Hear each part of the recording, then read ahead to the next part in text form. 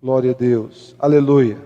Mateus capítulo 5, versículo de número 3, diz assim: Bem-aventurados os pobres em espírito, pois deles é o reino dos céus. Bem-aventurados os pobres em espírito, porque deles é o reino dos céus. Amém? Glória a Deus. Chaves para uma vida abençoada. O texto que nós lemos, Mateus 5,3, diz: Bem-aventurados os pobres em espírito, porque deles é o reino dos céus. Na versão Almeida, Revista e Atualizada, diz assim: Bem-aventurados humildes de espírito, porque deles é o reino dos céus. E na nova tradução na linguagem de hoje, diz assim: Felizes as pessoas que sabem que são espiritualmente pobres, pois o reino dos céus é delas. Felizes as pessoas que sabem que são espiritualmente pobres, porque o reino dos céus é delas. Quais são as chaves que eu preciso entender para que eu tenha uma vida abençoada? Quando a gente vai ler todo o sermão da montanha, que é de Mateus 5 a Mateus 7, um dos mais poderosos sermões que Jesus pregou, e que estabelece os princípios do reino de Deus para a nossa vida. E nessa primeira parte do sermão, Jesus traz aquilo que é chamado de beatitudes, ou as bem-aventuranças. Quando ele começa a dizer: felizes os pobres de espírito, porque deles é o reino dos céus, felizes os que choram, porque serão consolados, até o último versículo dessa bem-aventurança, que é o versículo 12 de Mateus 5, que são felizes os perseguidos por causa da justiça. Amém? Então, quando a gente vai ler esse texto, a gente vai entender que ali nós encontramos princípios poderosos para uma vida abençoada, bem-sucedida, próspera no princípio bíblico. Por quê? Porque a palavra ali para abençoado ou bem-aventurado é makarion, que significa feliz. Makarion, que significa bendito. Makarion, que significa abençoado. Bem-aventurado, como está na maioria das traduções. Então são princípios de Jesus, do reino de Deus, para que nós tenhamos uma vida abençoada, uma vida feliz. E quantos desejam ter uma vida abençoada? Uma vida feliz, amém? Então, qual é a primeira chave aqui, com base nesse texto? Eu humildemente dependo de Deus, em vez de depender de mim mesmo. Essa é a primeira chave. Diga comigo: eu humildemente dependo de Deus, em vez de depender de mim mesmo. Porque quando a gente vai ler esse versículo nessas mais diferentes traduções, a gente vai perceber, meus queridos, que esse versículo fala exatamente dessa vida de dependência de Deus. Ele diz: bem-aventurados pobres de espírito, porque deles é o reino de Deus. Bem-aventurados humildes de espírito, porque deles é o reino dos céus. Bem-aventurados aquelas pessoas que sabem que são espiritualmente pobres, porque delas é o reino dos céus. Que sabem que não têm autossuficiência espiritual em si mesmas, que sabem o quão dependentes de Deus elas são, que sabem o quão necessitadas e o quão carentes de Deus elas são. Essas pessoas são felizes, porque o reino dos céus é delas. Diga glória a Deus. Então eu preciso entender que eu dependo de Deus e não de mim mesmo. E eu dependo de Deus em vários aspectos. Primeiro, eu dependo da sabedoria de Deus. Diga: eu dependo da sabedoria de Deus, e não da minha própria sabedoria. Eu dependo da sabedoria de Deus. A Bíblia nos fala em Provérbios capítulo 14, versículo de número 12: e há caminhos que para o homem parecem caminhos direito, mas ao final dele conduz à morte. Há caminho que parece certo ao homem, mas no final conduz à morte. Olha que tremendo isso. Por isso que você não depende da sua sabedoria, você depende da sabedoria de Deus. Porque existem coisas que você quer fazer na sua própria sabedoria, na sua própria inteligência, parece ser tão certo, parece que vai dar tudo certo, vai estar tão bom aquilo ali que você planejou, mas a Bíblia diz que aquilo ali pode levar a caminhos de morte, se você não estiver dependendo da sabedoria de Deus, e sim da sua própria sabedoria. A Bíblia nos fala então que o princípio para nós adquirirmos sabedoria é temer a Deus, é colocar em Deus a nossa confiança. Esse é o primeiro princípio para nós adquirirmos sabedoria. A Bíblia diz assim em Provérbios capítulo 3, versos 5 a 7: confie no Senhor de todo o seu coração, e não se apoie em seu próprio entendimento. Reconheça o Senhor em todos os seus caminhos, e Ele endireitará as suas veredas. Não seja sábio aos seus próprios olhos, tema ao Senhor e evite o mal. Provérbios 3, versículos 5 a 7. Então olha como esse texto começa dizendo que nós precisamos confiar no Senhor e não nos apoiar em nossa própria sabedoria, em nosso próprio entendimento. Na versão mais clássica diz assim: não te estribes na tua própria sabedoria. A ideia é justamente daquela de alguém que está montado num cavalo e usa o estribo, né, para se apoiar ali sobre o cavalo. Não te estribes na tua própria sabedoria, não te apoies na tua própria sabedoria, no teu próprio entendimento, mas no entendimento, na sabedoria que vem do Senhor. Porque nós não podemos depender da nossa própria sabedoria, mas nós precisamos depender da sabedoria de Deus para cada área de nossas vidas: casamento, família, finanças, saúde, vida espiritual, ministério de louvor, ministério com as células, ministério com as crianças, qualquer ministério que Deus nos deu, nós precisamos da sabedoria de Deus. Amém, queridos? Como é que a gente adquire sabedoria? Existem duas maneiras de adquirir sabedoria. Uma delas é você mergulhar na palavra de Deus. Quanto mais você se expuser à palavra de Deus, mais você vai adquirir sabedoria. Amém?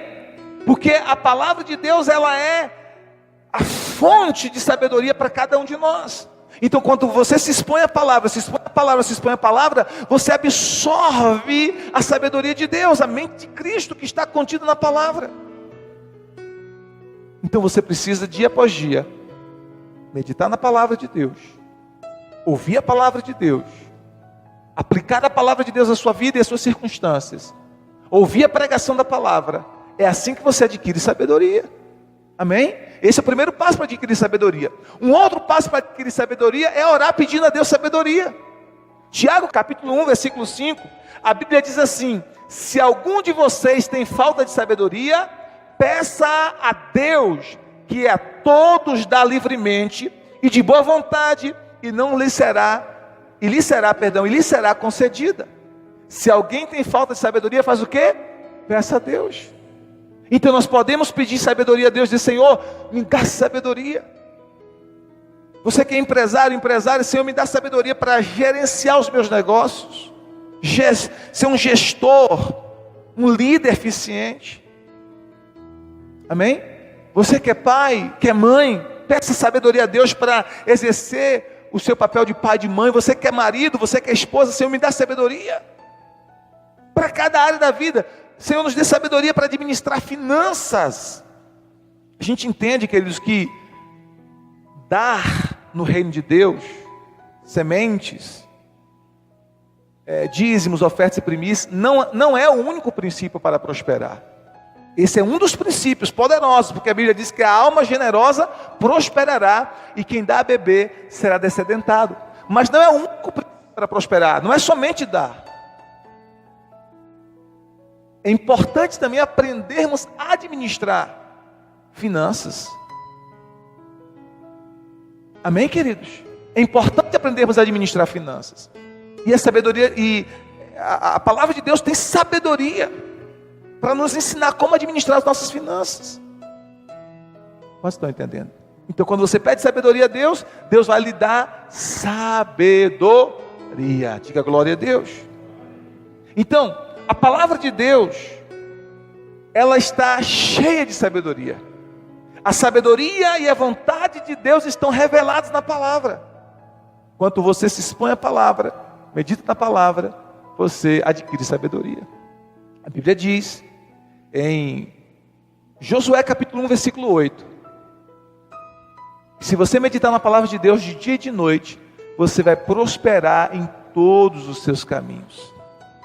Pastor, o que é meditar na palavra? Meditar na palavra é você pensar acerca da palavra. É você focar o seu pensamento naquilo que a palavra de Deus diz.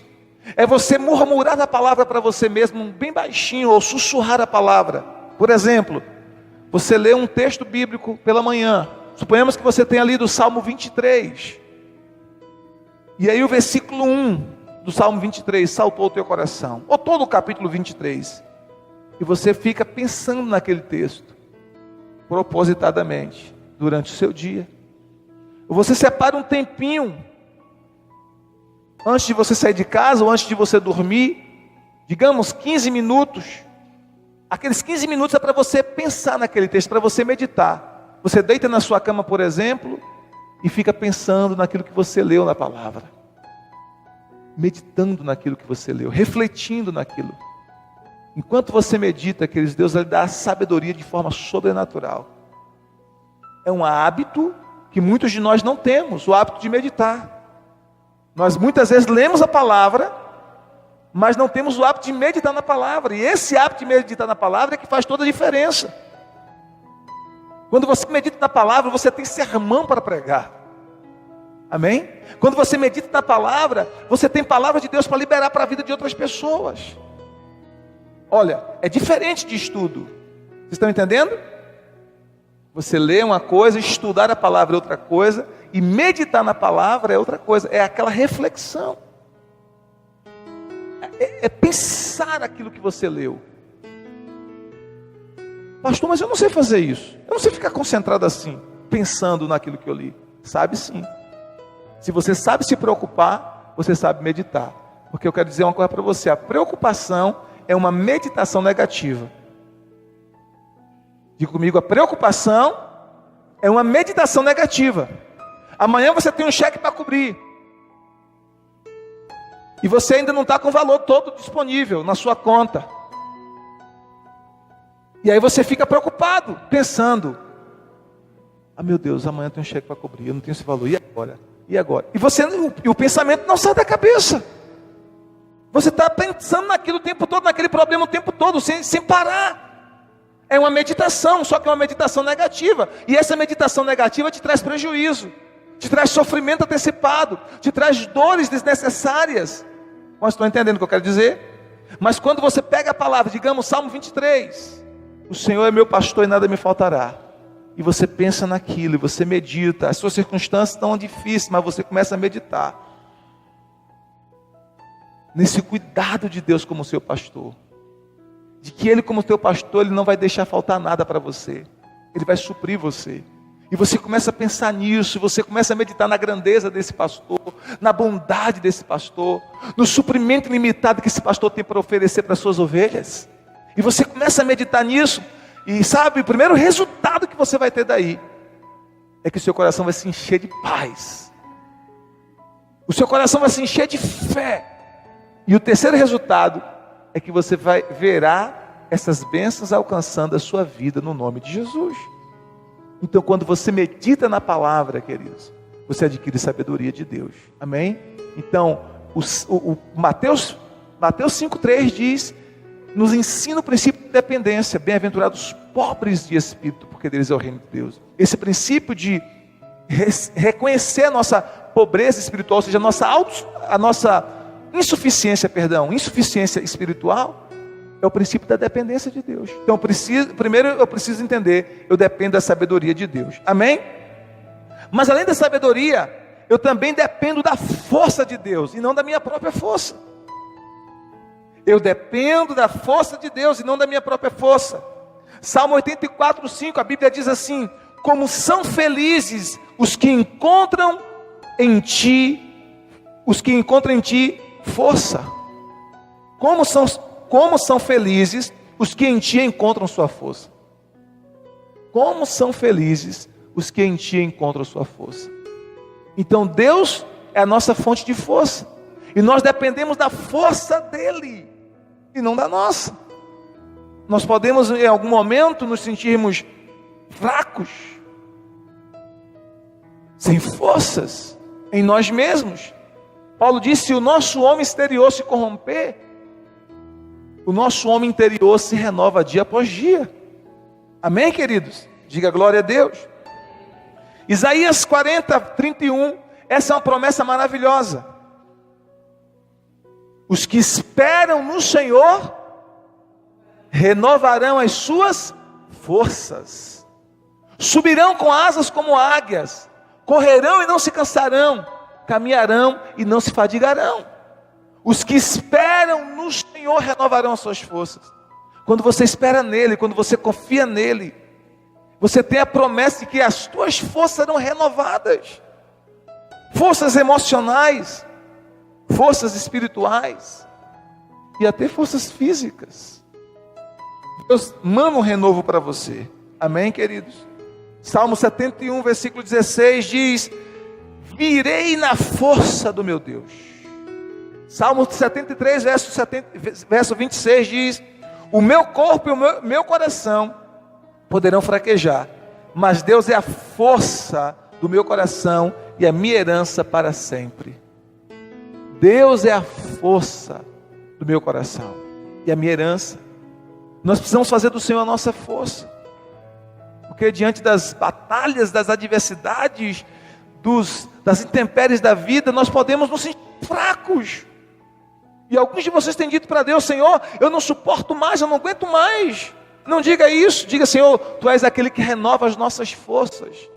Deixa eu falar uma coisa para vocês, queridos. Se a gente não aprender diariamente, escute isso que eu vou falar para você, colocar a nossa confiança em Deus diante das batalhas da vida, a gente não suporta. A gente corre o risco de dar uma estafa tão grande de surtar. Vocês estão entendendo o que eu quero dizer, sim ou não? Nós precisamos aprender a fazer de Deus a nossa força diante das batalhas. Não é na sua força, é na força do Senhor. Não é na força do seu braço, é na confiança do Senhor que as coisas vão acontecer. Amém? Então diga assim para o seu irmão: dependa da força de Deus. Amém? O apóstolo Paulo enfrentou uma luta. A Bíblia diz que o apóstolo Paulo estava com um espinho na carne. 2 Coríntios capítulo 12 diz isso. Um espinho na carne. E há muitas teorias sobre esse espinho na carne de Paulo. Alguns dizem que é enfermidade, outros dizem que era alguma fraqueza, enfim. Mas o que Paulo diz nesse texto é que era um mensageiro de Satanás para o esbofetear. E eu acredito particularmente que esse espinho na carne de Paulo tinha a ver com as perseguições que ele estava enfrentando por amor ao Evangelho. Mas tirando essa questão do que era o espinho na carne de Paulo, a questão é que Paulo, ele ora a Deus 3 vezes, para que Deus removesse esse espinho na carne. É como se Paulo dissesse para Deus: Senhor, eu não estou aguentando mais, suportando mais. 2 Coríntios capítulo 12, verso 8 a 10, olha o que diz: 3 vezes roguei ao Senhor que o tirasse de mim, mas ele me disse: a minha graça é suficiente para você, pois o meu poder se aperfeiçoa na sua fraqueza. Na fraqueza. Portanto, eu me gloriarei ainda mais alegremente em minhas fraquezas, para que o poder de Cristo repouse em mim. Por isso, por amor de Cristo, regozijo-me nas fraquezas, nos insultos, nas necessidades, nas perseguições, nas angústias, pois quando sou fraco é que sou forte. Quando sou fraco, olha a palavra de Paulo, né? Paulo gostava de ensinar também por meio dos contrastes. Quando sou fraco é que sou forte. Por que ele disse isso? Porque quando eu estou fraco, eu me sinto fraco. Quando eu sou fraco, eu não dependo da minha força, eu dependo da força de Deus. Nós estamos entendendo? Quando eu me sinto incapaz, eu não dependo de mim mesmo, eu dependo de Deus. E Paulo disse que ele ia se gloriar, se alegrar nas fraquezas, nas injúrias, nos insultos, nas perseguições. naquilo que representava as suas limitações. Porque quanto mais ele passasse por isso, mais dependente ele seria da graça, da força, do poder e da presença de Deus na sua vida. E Paulo foi o que foi. O maior apóstolo do Novo Testamento, embora ele mesmo se considerasse o menor. Nós, cristãos, somente nós cristãos ocidentais, que tivemos uma influência muito forte do ministério do apóstolo Paulo, por sermos gentios, o consideramos como um dos maiores apóstolos. Mas Paulo mesmo se considerava o menor dos apóstolos. Amém, queridos? Quando sou fraco, aí é que sou forte. Por quê? Porque eu dependo da força que vem de Deus. Eu dependo da força que vem de Deus. Diga glória a Deus. Eu também dependo do tempo de Deus. Diga para o seu irmão, não é no seu tempo. É no tempo de Deus. É no tempo de Deus. Amém? Eu dependo do tempo de Deus. Vocês estão entendendo, queridos? Eu dependo da sabedoria de Deus, eu dependo da força de Deus, e eu dependo do tempo de Deus. Salmo 31, verso 14 e 15 diz assim: mas eu confio em ti, Senhor, e digo, tu és o meu Deus, o meu futuro está nas tuas mãos. Olha que tremendo isso, Salmo 31, 15. O meu futuro está nas tuas mãos. Por isso que Jesus disse, não se preocupe com o dia de amanhã. Basta cada dia o seu próprio mal. O amanhã trará os seus próprios cuidados. Basta cada dia o seu próprio mal. E aí esse texto vem dizendo assim, olha, o meu futuro está nas mãos do Senhor. O meu futuro, Deus, está nas tuas mãos. O seu futuro, o futuro dos seus filhos, do seu casamento, da sua família, do seu cônjuge, está nas mãos do Senhor. Do ministério, da célula, está nas mãos do Senhor. E eu quero profetizar em nome de Jesus, será um futuro de bênção, um futuro glorioso, um futuro aos pés de Cristo, um futuro direcionado, dirigido pelo Senhor Jesus. Amém, amados? Mas o tempo é de Deus, e nós dependemos no tempo de Deus. Existem duas palavras para tempo no grego, na língua grega, na Bíblia, no Novo Testamento. Uma palavra é cronos, que é o tempo cronológico, é o tempo que é contado em milésimos de segundo, em segundos, em minutos, em horas, em dias, em semanas, em meses, em anos. Esse tempo que se conta é o tempo cronológico. De cronos, daí cronômetro, cronologia, é o tempo que é contado. Mas existe uma outra palavra, que é a palavra kairós. Kairós é o tempo de Deus. Kairós é o tempo da eternidade de Deus. E nesse tempo kairós, as coisas já estão prontas, as coisas já estão feitas. A Bíblia diz em Isaías que Deus começa pelo fim. Porque para Deus já está pronto. Deus vê o fim, pronto, e Ele vem e começa, com o fim já estabelecido. Vocês estão entendendo? Ele vê o fim pronto, então, depois de o fim estar pronto, Ele começa. O tempo pertence a Deus. Então o que acontece? Quando Deus abre uma brechinha no seu kairós, dele, sabe o que vai acontecer? Esse kairós de Deus, o tempo de Deus, alcança o nosso tempo, irmãos. E quando o kairós alcança o nosso cronos, o milagre acontece. Vocês estão entendendo? Mas o tempo é dele, você depende do tempo dele. Nós temos o tempo de Deus, onde tudo está feito. Tudo já está pronto. E agora, quando o Kairós de Deus toca no nosso cronos, tudo que está no Kairós de Deus se manifesta no nosso cronos, no nosso tempo. O que está no tempo de Deus se manifesta no nosso tempo. Quantos estão entendendo? Mas você tem que ter paciência. Você não pode se desesperar, porque o tempo é dele. 1000 anos para o Senhor é como um dia para o Senhor é como 1000 anos. Salmo 84:10 diz: eu prefiro estar na casa do meu Deus, mais vale um dia na casa do meu Deus do que 1000 dias em qualquer outro lugar. Um dia, olha que tremendo, um dia na casa de Deus vale mais que 1000 dias. Significa, queridos, que um dia na casa de Deus representa 1000 dias de favor. Se nós soubéssemos quão valioso é reunir para congregar, para buscar Deus junto com a igreja, nós não perderíamos um culto sequer. Porque um dia que você vem ao culto é 1000 dias de favor. Vocês não ouviram isso? Um dia que você vem é 1000 dias de favor de Deus na sua vida.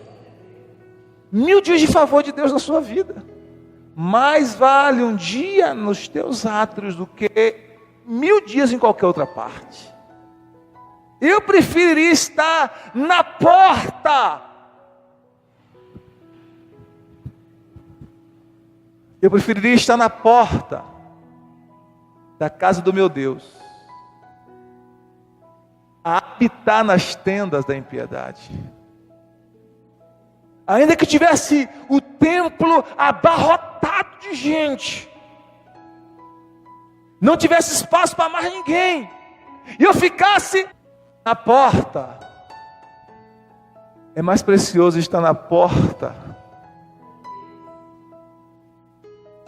onde há celebração ao Senhor, adoração ao Senhor, pregação da palavra, mover de Deus, curas e milagres, do que estar nos palácios da impiedade, do que estar nos palácios do pecado. Porque um dia aqui, queridos, equivale a 1000 dias de favor. Um dia aqui equivale a 1000 dias de favor. Por isso o tempo é de Deus. Só que nós podemos cooperar com Deus para que algumas coisas acelerem na nossa vida, queridos. É isso que nós precisamos entender. Quando você está no lugar certo, há uma manifestação propícia para o Kairós tocar o teu cronos. Mas algumas atitudes nossas podem adiar aquilo que Deus estava para fazer na nossa vida. Por exemplo, vou dizer para vocês aqui, a jornada do povo de Israel no deserto ia demorar pouquíssimos dias. Pouquíssimos dias. Pouquíssimos. Mas a murmuração do povo fez eles peregrinarem 40 anos no deserto. O que seria a conquista, que seria imediata, eles atrasaram durante 40 anos. Tem pessoas, por não estarem cooperando com Deus, estão atrasando as bênçãos de Deus na sua vida. Mas quando eu coopero com o Senhor, sabe o que acontece? Eu acelero o tempo na minha vida. Vocês estão entendendo o que eu quero dizer? Porque o Kairós é diferente do Cronos. O Cronos é contado. O Kairós não. O Kairós já está tudo pronto. Deus habita em um lugar chamado feito. Já está feito. Para Deus já está tudo pronto. Porque eu disse o quê? Ele vê o fim, depois chama o começo. Já está tudo feito no tempo de Deus. Então ele está aqui, feito. Nós estamos no Cronos. Quando eu coopero com Deus, Kairós vem e alcança o meu tempo. Mas eu tenho que ter paciência e esperar o tempo de Deus. A Bíblia diz que Jesus nasceu na plenitude dos tempos. Não foi antes, não foi depois. Foi no tempo certo de Deus. Amém? Só que tinha alguém ali que estava esperando por isso. Simeão e Ana. E Ana não se apartava do tempo. Não era Josimar. orando e servindo a Deus noite e dia, com jejuns e orações. E Simeão estava no templo buscando a Deus, e Deus revelou para ele, ele já era um ancião: você não vai morrer antes de colocar os seus olhos no Messias. Eles estavam velando pela palavra, eles estavam velando pela profecia. E o Messias poderia nascer depois que eles morressem. Eles já eram bem idosos, mas porque eles estavam velando pela profecia, Jesus nasceu no tempo deles. E a Bíblia chama esse tempo de a plenitude dos tempos. Diga glória a Deus. Então eu dependo do tempo de Deus. Diga, eu dependo do tempo de Deus. Isaías 60, verso 22 diz assim: o mais pequenino se tornará 1000, o menor será uma nação poderosa. Eu sou o Senhor, na hora certa farei que isso aconteça depressa. Eu vou mandar uma multiplicação sobre a nação, e isso vai acontecer na hora certa, e vai acontecer depressa. Na hora certa, vai acontecer depressa. Depressa. Sabe por quê? Porque quando Deus manda o favor deles para a nossa vida, queridos, aquilo que ia demorar 10 anos para acontecer, acontece em um dia. Aquilo que demoraria 20 anos para acontecer, acontece em um dia. Acontece em um ano. Deus acelera as coisas em alguns momentos da nossa vida, se cooperarmos com Ele. Amém? Porque a questão não é Deus, queridos. A questão é se nós estamos prontos ou não. Pergunte ao seu irmão, você está pronto para o Kairos de Deus tocar o seu Cronos?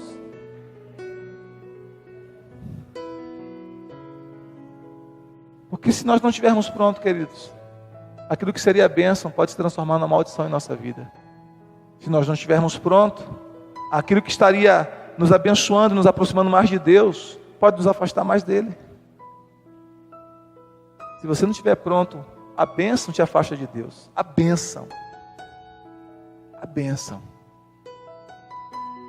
Você está entendendo? A bênção. Quantos estão entendendo? Diga amém. Qual é a segunda chave aqui então? É que o atraso não significa uma negação. O atraso de Deus, entre aspas, o atraso de Deus na nossa vida, não significa que Ele está negando a sua bênção para nós. Que Ele está negando de nos ouvir. O atraso não significa negação. Amém? É um tempo de amadurecimento. Miqueias capítulo 7, verso 7, a Bíblia diz assim: quanto a mim, ficarei atento ao Senhor, esperando em Deus, o meu Salvador, pois o meu Deus me ouvirá. Eu vou ficar esperando em Deus, pois o meu Deus me ouvirá. O que a Bíblia diz? Salmo 40, esperei com paciência no Senhor, e Ele se inclinou para mim e ouviu o meu clamor. Espere com paciência. Paciência aqui não é passividade, é perseverança. Amém? Não é passividade, é perseverança, persistência. Sem desistir, sem retroceder, sem voltar atrás. 4. Eu dependo da defesa de Deus. Diga, eu dependo da defesa de Deus. Amém? Então, só recapitulando para você não esquecer. Eu dependo da sabedoria de Deus, eu dependo da força de Deus, eu dependo do tempo de Deus, e eu dependo da defesa de Deus. Isso significa que você não precisa se autodefender. Você tem alguém que te defende. Poderoso de Israel, o Senhor dos exércitos. Ele é o teu defensor. Amém? E você tem que crer nisso. Nós passamos por momentos difíceis, todos nós. Batalhas, muitas vezes se levantam inimigos contra nós, calúnias, adversidades, obstáculos, mas você tem que confiar que Deus está te defendendo. Você não tem que lutar para se defender, querer se defender a todo custo. ser sua própria defesa. Não. Confie na defesa que vem do Senhor. A Bíblia diz em 1 Pedro capítulo 2, verso 23, falando a respeito de Jesus: quando insultado, não revidava; quando sofria, não fazia ameaças, mas entregava-se àquele que julga com justiça. Vou ler de novo para você, falando a respeito de Jesus. Quando insultado, quando Jesus era insultado, ele não revidava. Quando ele sofria, ele não fazia ameaças, mas ele entregava-se àquele que julga com justiça. Quem é? Deus o Pai. Ele entregava ao Senhor. Então, por que muitas vezes nós queremos nos defender? Deixa Deus defender você. E sabe o que ele disse para aquele rei lá de Israel, que estava sofrendo ameaça do seu inimigo, se não me engano, o rei Josafá? Deus disse através do profeta: nessa luta vocês não terão que lutar. Apenas veja o livramento que eu darei a vocês, diz o Senhor dos Exércitos.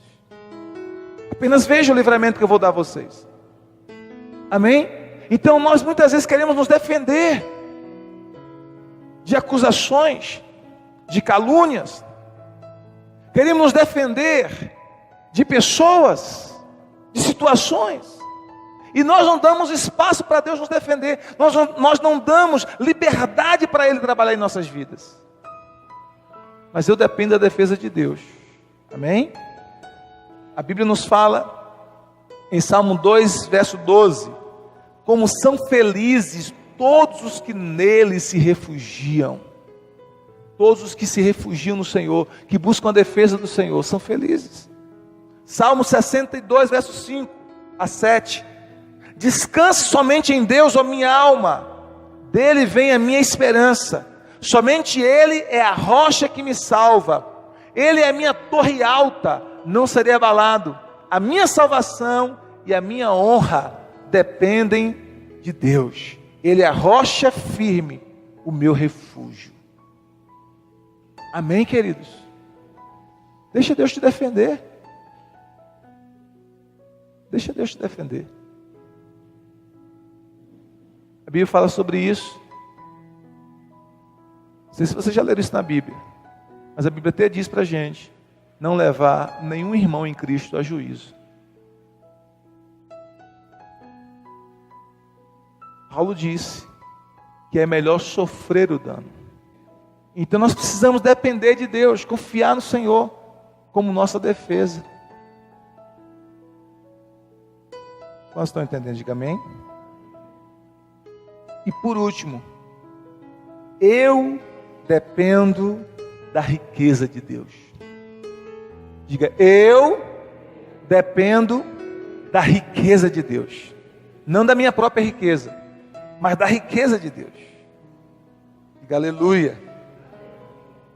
O texto que nós lemos há pouco instante, Salmo 23, diz, né? O Senhor é meu pastor e nada me faltará. O Senhor é meu pastor e nada me faltará. Salmo 34, se eu não me engano, verso 10, se eu não me engano, diz assim: os filhos dos leões necessitam e padecem fome, daqueles que temem ao Senhor, de nada tem falta. Temem o Senhor todos os seus santos, porque nada falta àqueles que o temem. Amém? Eu creio nessa palavra. Deus é minha fonte de riquezas, de provisão, de suprimentos. Filipenses 4,19, a Bíblia diz: o meu Deus suprirá todas as necessidades de vocês, de acordo com as suas gloriosas riquezas em Cristo. O meu Deus suprirá todas as necessidades de vocês, de acordo com as suas gloriosas riquezas em Cristo. Filipenses 4,19. Esse é um texto muito bom para você meditar. Amém? Quando você tiver um cheque para cobrir, uma conta para poder pagar, precisar de suprimento no seu guarda-roupa, na sua despensa, Filipenses 4,19. Você medita nesse texto. E confessa a Ele na primeira pessoa. Meu Deus suprirá cada uma das minhas necessidades, pelas suas gloriosas riquezas em Cristo. Gloriosas riquezas em Cristo. Gloriosas riquezas em Cristo. Quando você medita no texto, você pensa sobre ele, você reflete sobre ele. Você esmiuça o texto da palavra. Amém? Você absorve esse texto para a sua vida. Então você depende da riqueza de Deus. Deixa eu dizer algo para você. Essa é a terceira chave. O seu trabalho é um canal, mas Deus é a sua fonte. O seu trabalho é um canal, mas Deus é a sua fonte de riquezas. Não é o seu trabalho que é Deus. Porque se você perder esse emprego, esse trabalho, Deus continua sendo a sua fonte. Ele vai prover outros meios. Se você faz do seu trabalho a sua fonte, você fica muito limitado. Muito limitado. Amém? Eu quero até que vocês comecem a orar pedindo a Deus, Senhor, nos dê ideias criativas. Nos dê outras fontes, outros meios, não fontes. Deus é a única fonte. Nos dê outros meios. Amém? Outros meios de renda, de recursos. Pense em outras coisas, não apenas em uma coisa, pense em outras coisas. Em outras maneiras de você ganhar dinheiro honestamente. O princípio é sempre a honestidade. Amém? Nada vale, nenhuma conquista material vale a deteriorização do nosso caráter. Então, honestidade é o princípio prioritário. Mas em honestidade, busque outras fontes. Outros meios, para você prosperar. Amém, queridos? Mas nunca se esqueça, Deus é sua fonte. Deus é sua fonte. Deus é sua fonte de provisão. Deus é sua fonte de provisão. Deus é sua fonte de prosperidade. Deus é sua fonte de riquezas. Deus é sua fonte de suprimento. Deus é sua fonte. Deus é a sua fonte. Amém? Deus é a sua fonte. Não se limite apenas no seu trabalho. Não se limite apenas no seu emprego. Confie no Senhor como sua fonte. Quero profetizar que Deus vai trazer recursos para você de onde você nem imagina. Deus vai trazer provisões para você de onde você nem espera, de onde você nem imagina. Em nome de Jesus. Antes de terminar essa semana, Deus vai surpreender as tuas finanças com um milagre. Em nome de Jesus. Antes de terminar esta semana, Deus vai surpreender as tuas finanças com um milagre. Com algo inesperado, com uma provisão extra. Amém? Nós creem e recebe, em nome de Jesus. Então, diga para o seu irmão, dependa do Senhor. Amém? Então, esse texto que nós lemos, nos mostra essa chave para uma vida abençoada, que é a dependência de Deus. Qual é a chave para uma vida abençoada? É a dependência de Deus. Depender da sabedoria de Deus, depender da força de Deus, depender do tempo de Deus, depender da defesa de Deus e depender da riqueza de Deus. Amém? Quando a gente depende de Deus, irmãos, a nossa vida é abençoada, muitíssimo abençoada, muitíssimo abençoada, muitíssimo abençoada. Você que é casado, quando você tiver um desentendimento com a sua esposa ou com seu marido, dependa da defesa de Deus. O problema é que muitos casais brigam porque eles querem se defender. O marido quer defender a si mesmo, a esposa quer defender a si mesma. O marido quer ter razão, a esposa quer ter razão. Mas se você aprender a depender de Deus, dizer, Senhor, julga a nossa causa. Julga a nossa causa. Deus vai agir. Amém? Deus vai agir. E Deus vai mostrar quem errou naquela situação, quem precisa consertar naquela situação. E eu estou falando de cristãos, de casais cristãos. Deus vai resolver aquela situação, porque o casal dependeu de Deus para defendê-los. O marido dependeu de Deus para defendê-lo, ou a mulher dependeu de Deus para defendê-la. Isso nas minhas situações da vida. Amém, queridos? Amém? Agora, qual é o primeiro passo para expressar minha dependência de Deus? O primeiro passo para expressar minha dependência de Deus é o batismo. É o batismo.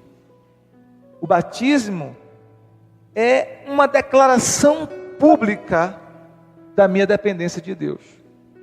Quando eu me batizo nas águas, eu estou declarando diante das pessoas que ali estão, testemunhando o batismo. Eu estou declarando diante dos anjos de Deus. Eu estou declarando diante do inferno inteiro que com aquele ato profético, eu estou sinalizando a partir daquele momento uma vida de dependência do Senhor. Uma vida de dependência do Senhor. Então o batismo é o primeiro passo de uma vida dependente de Deus. Amém? E a gente encerra com esse texto. Romanos capítulo 6, verso 3 a 5 diz assim: ou vocês não sabem que todos nós que fomos batizados em Cristo Jesus, fomos batizados na sua morte. Portanto, fomos sepultados com Ele na morte por meio do batismo, a fim de que, assim como Cristo foi ressuscitado dos mortos mediante a glória do Pai, também nós vivamos uma nova vida. Se dessa forma fomos unidos com Ele na semelhança da sua morte, certamente o seremos também na semelhança da sua ressurreição. Sabe o que significa dizer isso? Quando você se batizou, você morreu. Era você mesmo. Você entende com aquele ato que você não usa mais os recursos humanos que você usava antes. Você não depende mais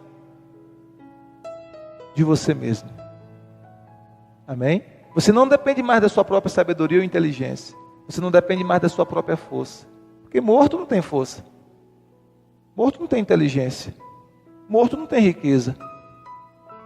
Morto não tem como se defender. Sim ou não? Então, quando você se batiza, está dizendo assim: eu morri para essas coisas. E eu estou ressuscitando para uma nova vida em Cristo. E a partir de hoje, Ele é que é a minha defesa, a minha riqueza, a minha força, a minha sabedoria. Amém, queridos? Quantos estão entendendo? Diga glória a Deus. Então, batismo é o primeiro passo de uma vida de dependência do Senhor. Se você já foi batizado, você já trilhou esse passo, o primeiro passo. Se você não se batizou ainda, você tem a oportunidade de fazer isso o quanto antes, para que você experimente essa bênção na sua vida, no nome de Jesus. Amém? Uma vida abençoada por Deus. Uma vida abençoada por Deus. Deus abençoe vocês, em nome de Jesus. Fique de pé. Deus abençoe a sua casa.